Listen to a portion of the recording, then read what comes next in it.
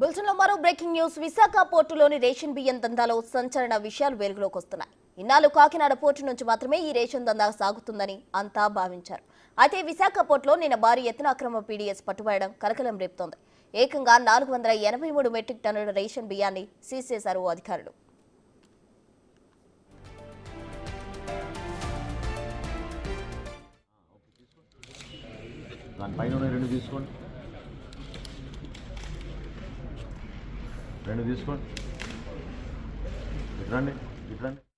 ఉమ్మడి విశాఖ ఏజెన్సీ ప్రాంతాల్లో చోడవరం, మాడుకర, అనకాపల్లి, యలపంచిలి, పాయకరావుపేటలలో సేకరించిన పీడీఎస్ బియ్యం విశాఖ పోర్టుకు తరలిస్తున్నట్టు తెలుస్తోంది.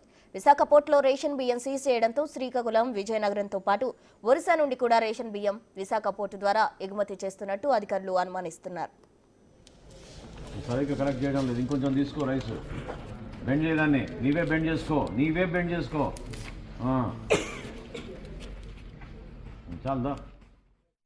విశాఖ పోర్టు కేంద్రంగా ఇంత జరుగుతున్న కస్టమ్స్, పౌర సరఫరాల శాఖ, మార్కెటింగ్ శాఖ అధికారులు పట్టించుకోవడం లేదనే ఆరోపణలు వెలువెత్తున్నాయి.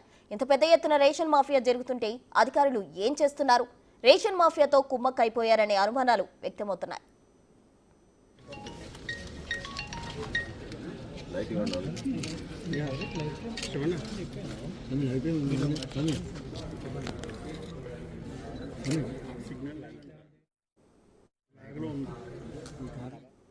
రేషన్ బియ్యం ఎగుమతి మాఫియా కాకినాడ నుండి విశాఖ పోర్టుకు చేరుకుంది. అయితే తాజాగా సంచలన విషయాలు అయితే వెలుగులోకి వస్తున్నాయి.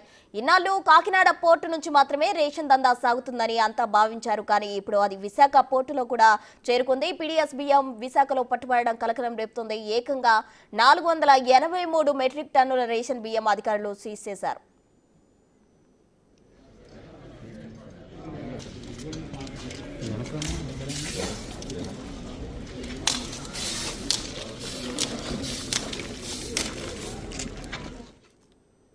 ఉమ్మడి విశాఖ ఏజెన్సీ ప్రాంతాల్లో చోడవరం, మాడుగుల, అనకాపల్లి, యలమంచిలి, పాయకరావుపేటలో సేకరించిన పీడీఎస్ బియ్యాన్ని విశాఖ పోర్టుకు తరలిస్తున్నట్టు తెలుస్తుంది. విశాఖ పోర్టులో రేషన్ బియ్యం సీజ్ చేయడంతో శ్రీకాకుళం, విజయనగరంతో పాటు ఒరిస్సా నుండి కూడా రేషన్ బియ్యం విశాఖ పోర్టు ద్వారా ఎగుమతి చేస్తున్నట్టు అధికారులు అనుమానిస్తున్నారు.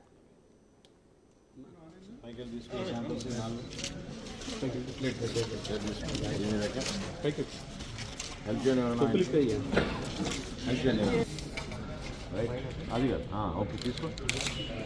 దానిపైన రెండు తీసుకోండి.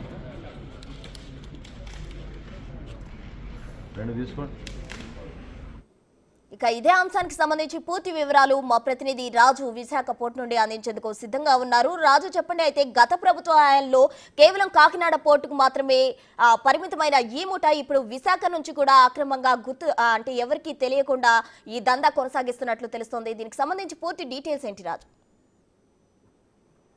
అంటే ఇప్పటి వరకు ఉమ్మడి ఆంధ్రప్రదేశ్ వ్యాప్తంగా కూడా అక్రమంగా రేషన్ బియ్యాన్ని రవాణా చేయడం అనేది కాకినాడ పోర్టు నుంచి అనేది మాత్రమే తెలుస్తుంది. తర్వాత ఆంధ్రప్రదేశ్, తెలంగాణ విడిన తర్వాత ఆంధ్రప్రదేశ్ నుంచి వచ్చేది, తెలంగాణ నుంచి కొన్ని జిల్లాలు అటు నల్గొండ కానీ ఖమ్మం జిల్లాల నుంచి వచ్చే రేషన్ బియ్యం మొత్తం అంతా కూడా కాకినాడ పోర్టు నుంచి మాత్రమే విదేశాలకు ఎగుమతి చేస్తున్నారనే అంటే విమర్శలు ఉన్నాయి. అది ఇప్పుడు బట్టబయలైనటువంటి పరిస్థితి ఉంది. కానీ ఇప్పుడు పూర్తిగా చూస్తే అటు ఒక్క కాకినాడ పోర్టు మాత్రమే కాదు, విశాఖ పోర్టును కూడా, కాకినాడ పోర్టు అనే దాన్ని బూచిగా చూపించి విశాఖ పోర్టు నుంచి గుట్టు చప్పుడు కాకుండా ఈ రేషన్ బియ్యం ఎగుమతి జరుగుతుందనేది ఇక్కడ స్పష్టంగా అర్థమవుతున్నటువంటి పరిస్థితి ఉంది. మనం ప్రస్తుతం కాకినాడ అంటే ముఖ్యంగా చూస్తే కాకినాడ పోర్టులో ఏ విధంగా అయితే ఈ అక్రమ రవాణా కంటైనర్ల ద్వారా చేస్తున్నారో ప్రస్తుతం విశాఖ ఆ కంటైనర్కి సంబంధించినటువంటి టెర్మినల్ దగ్గర ఉన్నాం. ఇక్కడికి ప్రతిరోజు కూడా కొన్ని వందలాది లారీలు లోపలికి కంటైనర్లతో వెళ్తూ ఉంటాయి, వస్తూ ఉంటాయి. తర్వాత షిప్పుల్లో లోడ్ అవుతున్నటువంటి పరిస్థితి ఉంది.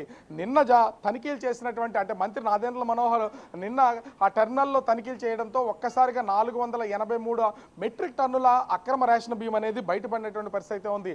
అంటే ఇంత మంత్రులు వచ్చి తనిఖీలు చేస్తేనే కానీ ఈ అక్రమ రేషన్ బియ్యం రవాణా అనేది బయటపడదా అంటే అధికారులు ఏం చేస్తున్నారు? ఇక్కడ చాలా శాఖలకు సంబంధించినటువంటి అధికార యంత్రాంగాన్ని తప్పుపట్టాల్సినటువంటి పరిస్థితి కనిపిస్తుంది. ముఖ్యంగా చూస్తే ఒకటి పౌర సరఫరాల శాఖకు సంబంధించినటువంటి అధికార యంత్రాంగం ఏం చేస్తుంది? స్వయాన వాళ్ళ మంత్రి, అదేవిధంగా ఒక డిప్యూటీ సీఎం కూడా తనిఖీలు నిర్వహిస్తుంటే పౌర సరఫరాల శాఖకు సంబంధించినటువంటి అధికార యంత్రాంగం మాత్రం మద్దు నిద్రపోతుంది అనేది ఇక్కడ స్పష్టంగా అర్థమవుతున్నటువంటి పరిస్థితి ఉంది. ఇక మార్కెటింగ్ శాఖకు సంబంధించి ప్రతి చోట అంటే మండలాలు దాటినా, గ్రామాలు దాటినా కూడా అనేక చోట్ల మార్కెటింగ్ శాఖకు సంబంధించినటువంటి చెక్ పోస్టులు ఉంటాయి. ఆ చెక్ పోస్టుల్లో కూడా ఏ విధమైనటువంటి తనిఖీలు అయితే ఉంటున్నటువంటి ఇస్తున్నటువంటి పరిస్థితి లేదు. చివరిగా పోర్టులోకి ఎంటర్ అయ్యేటప్పుడు వాళ్ళు వేబిల్స్ ఇవ్వాలి. అదేవిధంగా ముఖ్యంగా కస్టమ్స్ అధికారులు కూడా వాటిని కొన్ని తనిఖీ చేసే అవకాశం అయితే ఉంటుంది. ఎందుకంటే ఇప్పుడు బియ్యం కానీ లేదా మామూలుగా ఎగుమతి చేసే సన్నాలకు సంబంధించినటువంటి కానీ వీటికి స్పష్టమైనటువంటి వీళ్ళకి రెడీ చేసినటువంటి ప్యాకేజీలు ఉంటాయి. కానీ ఈ రేషన్ బియ్యానికి సంబంధించి రేషన్ బియ్యానికి సంబంధించినటువంటి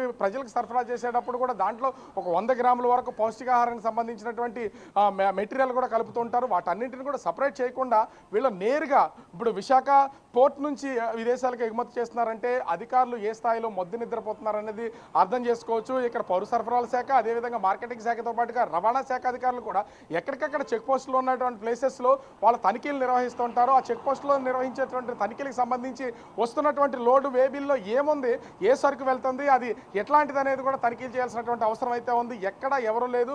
ముఖ్యంగా చూస్తే ఒకవేళ ఎక్కడైనా అడపదడప పోలీస్ శాఖకి సంబంధించినటువంటి వాళ్ళు దాన్ని సీజ్ చేసినా కూడా అది రెవెన్యూకి అప్పగించడం, రెవెన్యూ వాళ్ళు తూతూ మంత్రంగా ఫైన్లు వేయడమో లేకపోతే వాటిని ఇందులో ఏ విధమైనటువంటి రేషన్ బియ్యం లేదని వదిలేస్తున్నటువంటి పరిస్థితి కనిపిస్తుంది. దీంతో అధికారులకు సంబంధించి ముఖ్యంగా కింది స్థాయి అధికారి దగ్గర నుంచి ఉన్న స్థాయి అధికారి వరకు కూడా అందరూ మొద్దు నిద్రపోవడం వల్లే అక్రమ రేషన్ బియ్యం రవాణా అనేది పోర్టుల ద్వారా భారీగా ఎగుమతి అవుతున్నటువంటి పరిస్థితి కనిపిస్తుంది. ఇప్పటివరకు కాకినాడ పోర్టు మాత్రమే అటు రాయలసీమ నుంచి గోదావరి అంటే ఉభయ గోదావరి జిల్లాల వరకు వస్తున్నటువంటి రైసు మొత్తాన్ని కూడా కాకినాడ పోర్టు ద్వారా విదేశాలకు ఎగుమతి చేస్తున్నటువంటిది చూస్తూ ఉన్నాం.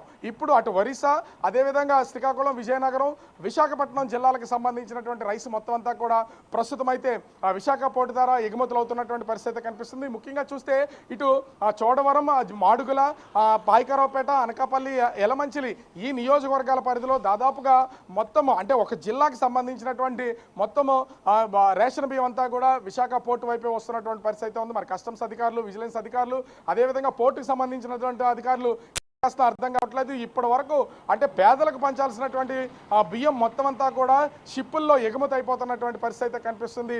ఆ కోర్టులో అంటే ముఖ్యంగా చూస్తే ఇక్కడ దీన్ని ఎగుమతి ఎవరు చేస్తున్నారు అనేది ఇప్పుడు ఒక పెద్ద ప్రశ్నగా కనిపిస్తుంది. ఇప్పటివరకు కాకినాడ పోర్టు నుంచి అక్రమ రేషన్ బియ్యం రవాణా జరుగుతుందంటే దూరంపూడి చంద్రశేఖర్తో పాటుగా అతని అనుచరులు ముఠా వీళ్ళందరూ కూడా ఎగుమతి చేస్తున్నారనేది సమాచారం ఉంది. దీంతో పాటుగా వాళ్ళకి సంబంధించినటువంటి రైస్ మిల్లర్స్ వీళ్ళందరూ కూడా ఉన్నటువంటి పరిస్థితి ఉంది. కానీ ఇప్పుడు అంటే ముఖ్యంగా విశాఖ పోర్టుకి సంబంధించి ఇది ఉత్తరాంధ్ర జిల్లాల్లోనూ ఛత్తీస్గఢ్ ఈ ప్రాంతాల నుంచి వస్తున్నటువంటి రేషన్ బియ్యాన్ని ఇక్కడ నుండి ఏ వ్యక్తులు సరఫరా చేస్తున్నారు, ఎగుమతి చేస్తున్నారు అనేది మాత్రం అర్థం కానటువంటి పరిస్థితి ఉంది. చిన్న చిన్న రైస్ మిల్లుల్లో ప్రాసెస్ చేస్తున్నారు. అదేవిధంగా ఆటోల ద్వారా వచ్చినటువంటి సమీకరిస్తున్నటువంటి పరిస్థితి ఉంది. చోడవరం, మాడుగుల, పాయకరావుపేట కూడా ఉన్నట్లుగా తెలుస్తున్నటువంటి పరిస్థితి ఉంది. అనేక చోట్ల నుంచి వీటిని విశాఖ పోర్టు ద్వారా చేస్తున్నటువంటి పరిస్థితి కనిపిస్తుంది. రాజు అయితే సీఎం పవన్ కళ్యాణ్ అక్కడ కాకినాడ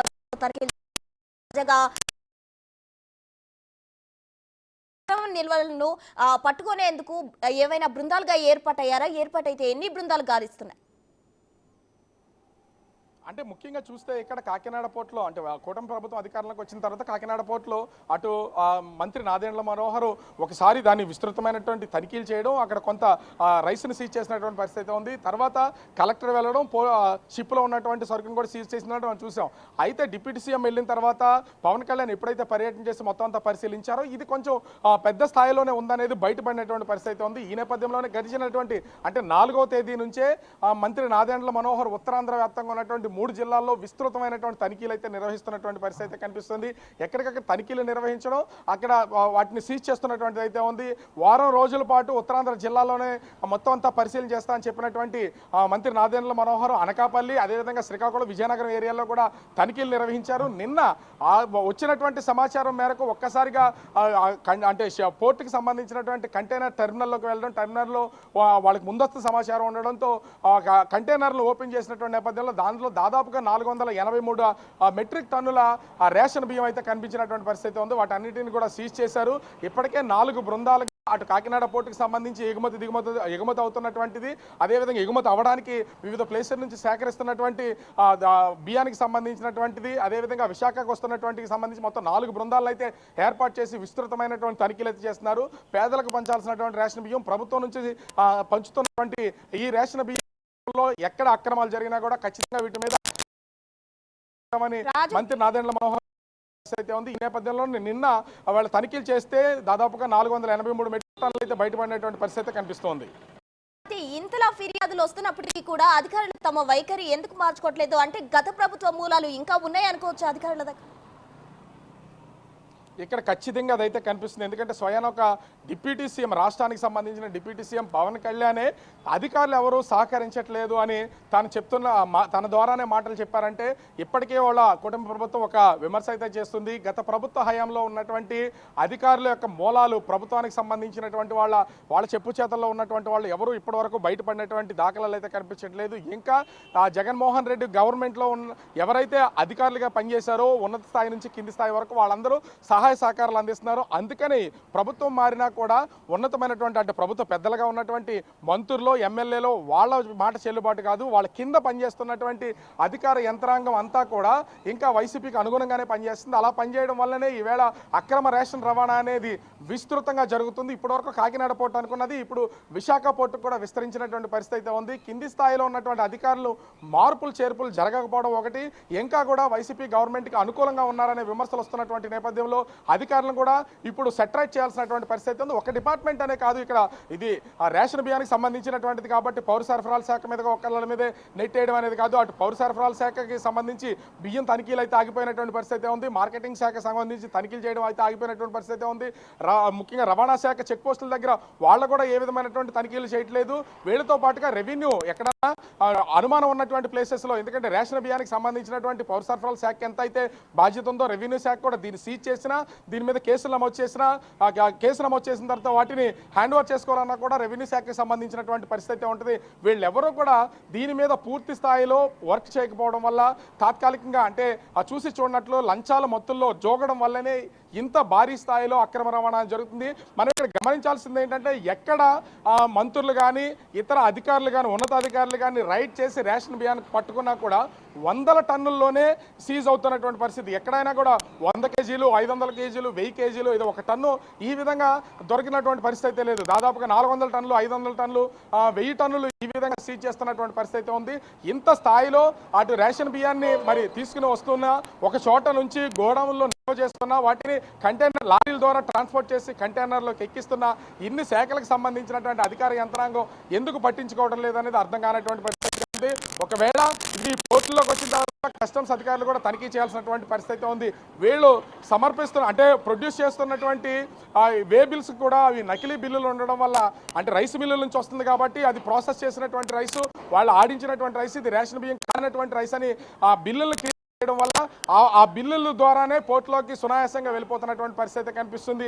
ఎవరైనా రెవెన్యూ కానీ, పౌర సరఫరాల శాఖ కానీ, ఇతర శాఖలకు సంబంధించినటువంటి అధికారులు, కస్టమ్స్ అధికారులకి వస్తున్నటువంటి లోడులు అనుమానాలు ఉన్నాయి, పూర్తి స్థాయిలో తనిఖీలు చేయమంటే అప్పుడు తనిఖీలు చేస్తారు. కానీ నిరంతరం కస్టమ్స్ అధికారులు అయితే తనిఖీలు చేసే అవకాశం అయితే కనిపించడం లేదు. ఈ నేపథ్యంలోనే అటు విశాఖ పోర్టుకి, ఇప్పుడు కాకినాడ పోర్టుని కొంత వివాదాల్లో ఉండడం, దానికి నిఘా ఎక్కువైనటువంటి నేపథ్యంలో ప్రస్తుతం అయితే విశాఖ పోర్టుని ఎంచుకున్నటువంటి పరిస్థితి కనిపిస్తుంది. ఇప్పటికే కొన్ని లక్షల టన్నుల ఎగుమతి చేసినటువంటి పరిస్థితి. ఎందుకంటే ఇప్పటివరకు కాకినాడ పోర్టు మీద ఫోకస్ ఉండడంతో విశాఖ పోర్టు నుంచి గుట్టు చప్పుడు కాకుండా సరఫరా ఎగుమతులు చేసేస్తున్నటువంటి పరిస్థితి కనిపిస్తుంది. ఇప్పుడు కాకినాడ పోర్టు వివాదాల్లో ఉన్నటువంటి నేపథ్యంలో పూర్తిగా ఎగుమతులు అనేవి ఇప్పుడు విశాఖ పోర్టు నుంచి చేస్తున్నటువంటి పరిస్థితి ఉంది. అయితే దీని వెనుక ఉన్నటువంటి నాయకుడు ఎవరు ముఠాగా ఏర్పాటు చేసి వీళ్ళందరికీ డబ్బులు చెల్లిస్తున్నారు, కొనుగోలు చేసి ఎక్స్పోర్ట్ చేస్తున్నారు, వీటిని ప్రాసెస్ చేస్తున్నారు అనే పనిలో, తెలుసుకునే పనిలో అటు పౌర సరఫరాల శాఖ ఉన్నటువంటి పరిస్థితి ఉంది. వాళ్ళు పోలీసుల్ని, పౌర సరఫరాల శాఖ, మార్కెటింగ్ శాఖకి సంబంధించినటువంటి అధికారుల్ని బృందాలుగా ఏర్పాటు చేసి ప్రస్తుతం 4 బృందాలు అయితే అటు కాకినాడ పోర్టు పరిధి, అదేవిధంగా విశాఖ పోర్టు పరిధిలో ఉన్నటువంటి రేషన్ బియ్యానికి సంబంధించి తనిఖీలు నిర్వహిస్తున్నటువంటి పరిస్థితి కనిపిస్తుంది. Right Raju, thank you.